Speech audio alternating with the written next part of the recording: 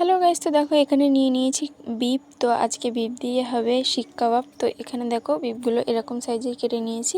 এখন এগুলোকে একটু রান্না মতো করে নিয়ে তারপরে এগুলোকে ছোট ছোট পিসেসে কেটে নিতে হবে। আর এরকমভাবে পেঁয়াজ টমেটো কেটে নিতে হবে। আমি যেহেতু টিউশন গিয়েছিলাম আর বুনু অনেক বায়না করছিল বলে মা ওটাকে ম্যারিনেট করে রেখে দিয়েছিল। কী কী দিয়েছিল সেটা দেখানো হয়নি, অন্য ভিডিও একটা দেখিয়ে দেবো। তো এখানে আমাদের কাছে যেহেতু শিক নেই, যার জন্য আমরা এরকমভাবে কুঞ্চি দিয়ে এরকম লাঠির মতো করে নিয়েছি।